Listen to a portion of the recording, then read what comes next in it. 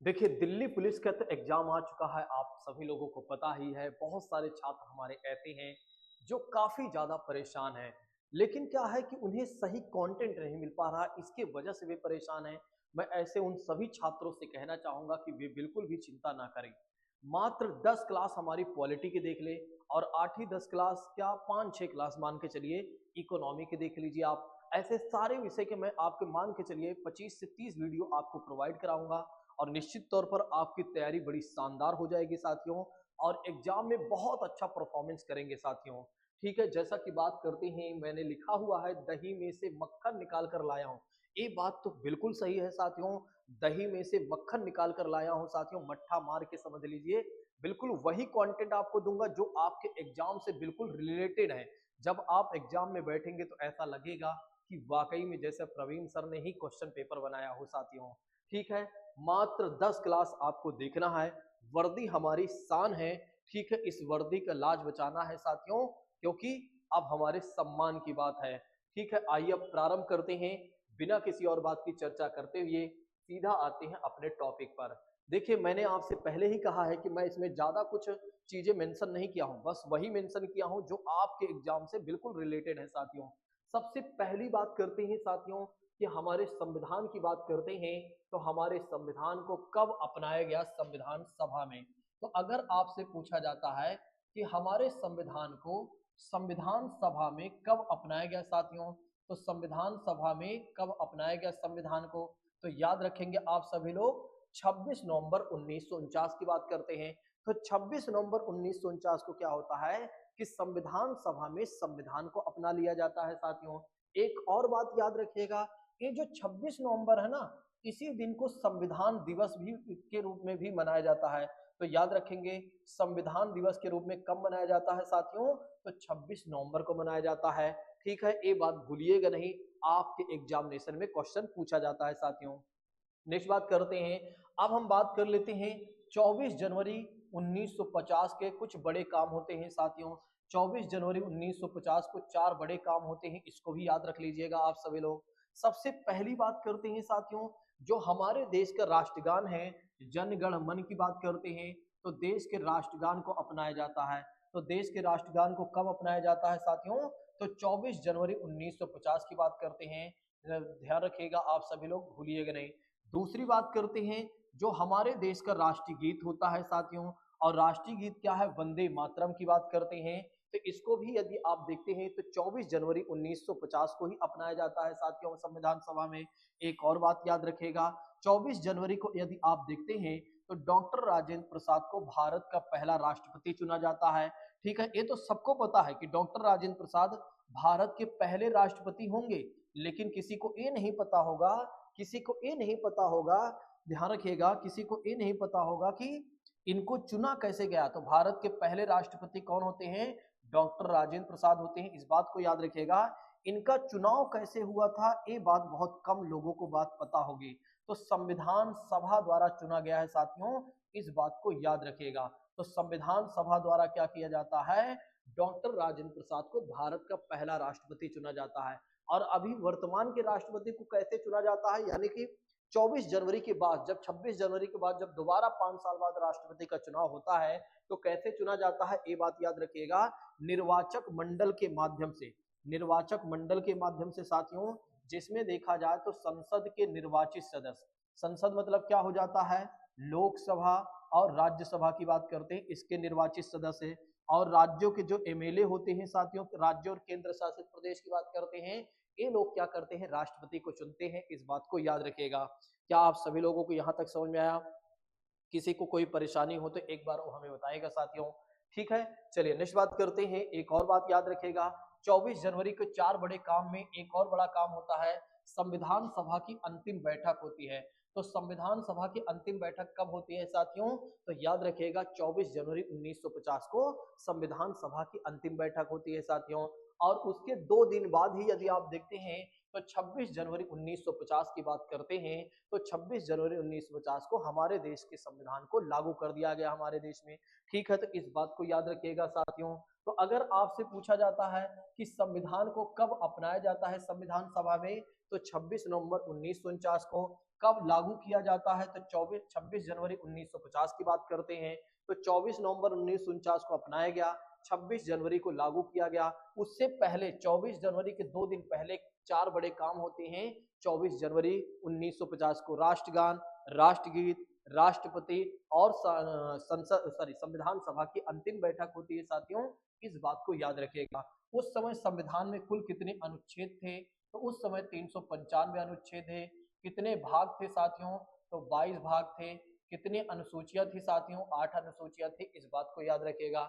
एक और बात याद रखिएगा साथियों कि अगर आप देखते हैं तो संविधान सभा की बात करते हैं साथियों, तो इसमें एक और बात याद रखिएगा कि संविधान पर पहला हस्ताक्षर किसका हुआ था। तो पहला हस्ताक्षर याद रखिएगा डॉक्टर राजेंद्र प्रसाद, जो भारत के पहले राष्ट्रपति थे साथियों। अगर आपसे पूछा जाता है कि अंतिम हस्ताक्षर किसका हुआ, ठीक है, बहुत सारे बच्चों को नहीं पता होगा कि संविधान सभा पर अंतिम हस्ताक्षर किसका हुआ था। अंतिम हस्ताक्षर किसका हुआ था तो फिरोज गांधी की बात करते हैं साथियों। तो फिरोज गांधी के बारे में याद रखिएगा, इस संविधान सभा के अंतिम हस्ताक्षरकर्ता व्यक्ति थे। तो याद रखेंगे संविधान सभा के अंतिम हस्ताक्षरकर्ता व्यक्ति कौन थे, जो संविधान पर हस्ताक्षर किए थे वो थे साथियों कौन थे, फिरोज गांधी की बात करते हैं। चलिए नेक्स्ट बात करते हैं ड्राफ्टिंग कमेटी। ड्राफ्टिंग कमेटी की बात करते हैं जिसे प्रारूप समिति कहा जाता है। क्या कहा जाता है, प्रारूप समिति कहा जाता है साथियों, जिसे 29 अगस्त 1947 को गठित किया गया था। 29 अगस्त 1947 की बात करते हैं, इसे गठित किया गया था। आपके एग्जाम में पूछा जाता है साथियों। इसमें टोटल मिलाकर सदस्यों की संख्या कितनी थी, इसमें टोटल मिलाकर सदस्यों की संख्या थी साथियों 7, जिसमें से एक अध्यक्ष थे डॉक्टर भीमराव अंबेडकर की बात करते हैं। ये आपके एग्जाम में पूछा जाता है साथियों, भूलिएगा नहीं। चलिए अब हम नेक्स्ट बात करते हैं लेंथ ऑफ द कॉन्स्टिट्यूशन, अपने संविधान की लंबाई की बात करते हैं साथियों। ठीक है, यानी कि कैसा है अपना संविधान कैसा है, इसकी प्रकृति क्या है साथियों। तो दुनिया का सबसे बड़ा लिखित संविधान अगर कोई है तो वो है भारत का संविधान। याद रखेंगे भारत का संविधान जो है दुनिया का सबसे बड़ा लिखित संविधान है साथियों। इसके बारे में एक और बात याद रखिएगा, साथियों कि दुनिया का सबसे बड़ा संविधान भारत का संविधान है। और इसी से संबंधित एक और बात याद रखिएगा, अमेरिका का संविधान अमेरिका के संविधान की बात करते हैं, विश्व का सबसे छोटा संविधान है। तो अगर आपसे पूछा जाता है विश्व का सबसे छोटा संविधान कौन सा है तो अमेरिका का संविधान बताएंगे। और विश्व का पहला लिखित संविधान अगर पूछा जाता है, रिटन में लिखा जाने वाला संविधान कौन सा है तो अमेरिका की बात करते हैं साथियों। इस बात को याद रखिएगा। चलिए नेक्स्ट बात करते हैं, एक और बात ध्यान रखिएगा, अमेरिका का जो संविधान है सबसे कठोर संविधान है। और भारत का संविधान कैसा है, ना तो बहुत ज्यादा कठोर है साथियों, ना तो बहुत ज्यादा लचीला है, दोनों का मिश्रण है साथियों। इस बात को याद रखिएगा, भूलिएगा नहीं, आपके एग्जामिनेशन में पूछा जाता है। भारत के संविधान की बात करते हैं साथियों, तो भारत का संविधान कैसा है, ना तो बहुत ज्यादा लचीला है, ना तो बहुत ज्यादा कठोर है, दोनों का मिश्रण है साथियों। समय पर लचीला भी बन जाता है, समय पर कठोर भी बन जाता है साथियों। नेक्स्ट बात करते हैं, भारत में अगर देखा जाए तो गवर्नमेंट सिस्टम किस प्रकार की है साथियों। तो याद रखेंगे आप सभी लोग, संसदीय प्रणाली की बात करते हैं तो भारत में संसदीय प्रणाली को अपनाया गया साथियों। वेस्ट मिनिस्टर मॉडल पर आधारित है साथियों, इस बात को भी याद रखेगा। अब हम बात करते हैं प्रियम्बल के बारे में, प्रियम्बल के स्टेटस के बारे में बात कर लेते हैं। देखिए प्रियम्बल की बात करते हैं साथियों, तो इसकी हिस्टोरिकल बैकग्राउंड ये है कि 13 दिसंबर को संविधान सभा की बात करते हैं, तो संविधान सभा में क्या हो जाता है, 13 दिसंबर 1946 को क्या किया जाता है कि 1946 को ऑब्जेक्टिव रेजुलेशन लाया जाता है, जिसे उद्देश्य प्रस्ताव कहा जाता है। और ये उद्देश्य प्रस्ताव कौन लेकर आता है तो नेहरू जी लेकर आते हैं भैया। नेहरू जी क्या करते हैं, उद्देश्य प्रस्ताव लेकर आते हैं, इस बात को याद रखिएगा। और इसे क्या किया जाता है 22 जनवरी 1947 को 22 जनवरी 1947 को इसे स्वीकार कर लिया जाता है।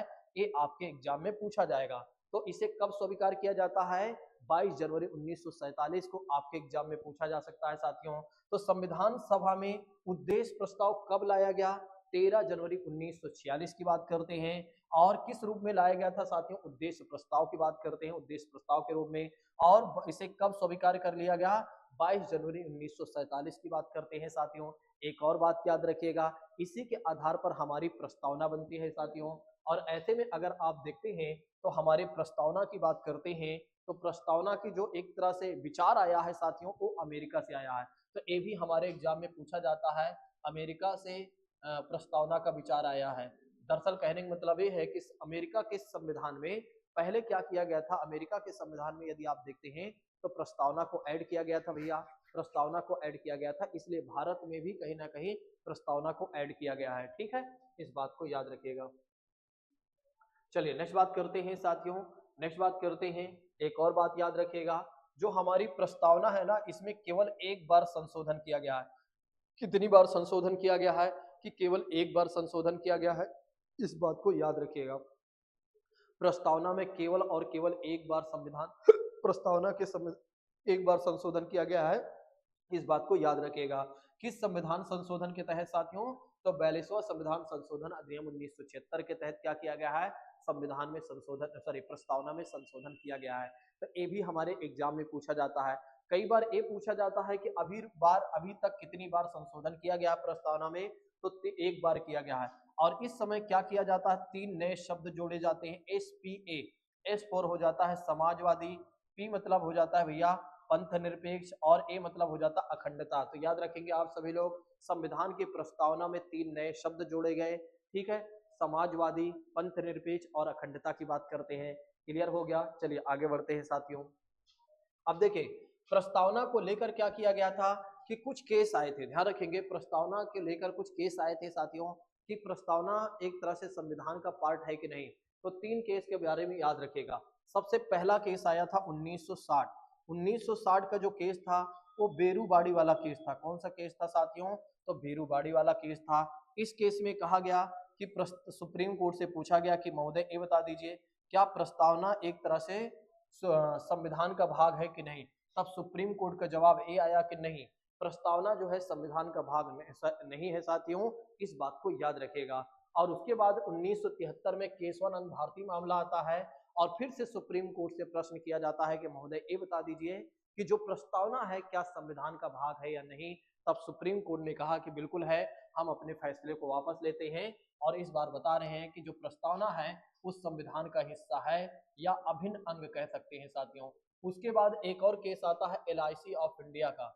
LIC ऑफ इंडिया की बात करते हैं, तो LIC ऑफ इंडिया की बात करते हैं भैया, तो LIC ऑफ इंडिया का एक दोबारा केस आता है। ठीक है, 1995 में। ठीक है, फिर से पूछा जाता है कि प्रस्तावना जो है संविधान का भाग है कि नहीं।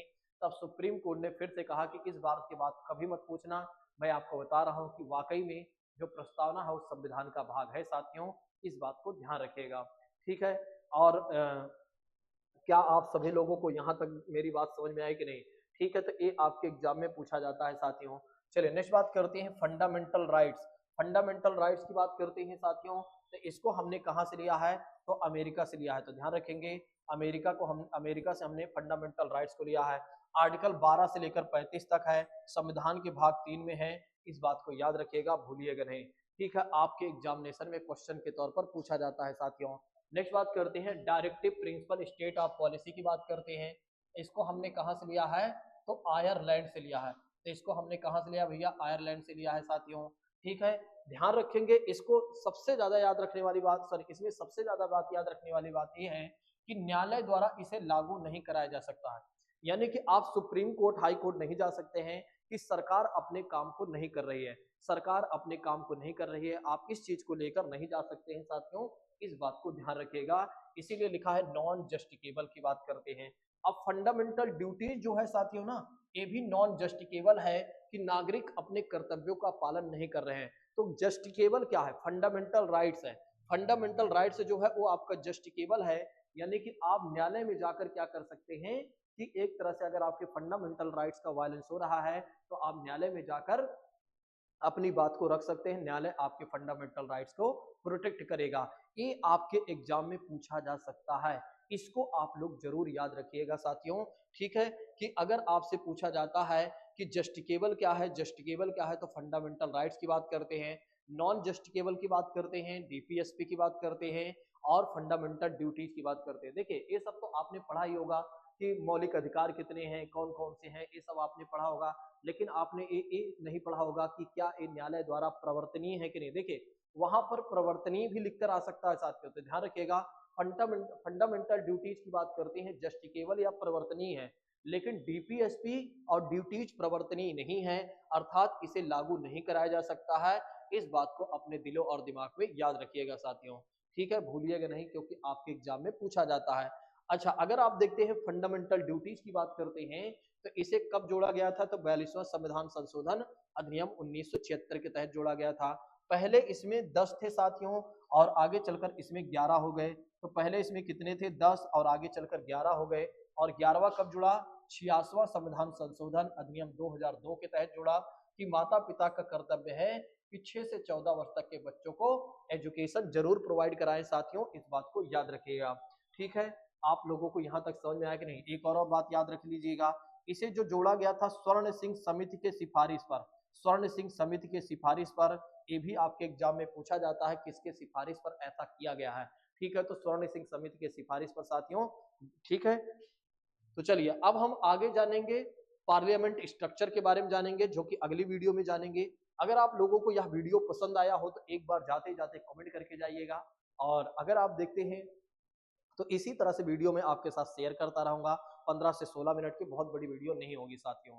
ठीक है, मैं गारंटी लेता हूं कि अगर आपने मेरे साथ अच्छे से पढ़ लिया, मेहनत कर लिया, तो आपको कहीं से लेकर कहीं तक कोई दिक्कत नहीं होगी। सिलेक्शन आपका हो जाएगा 100% साथियों।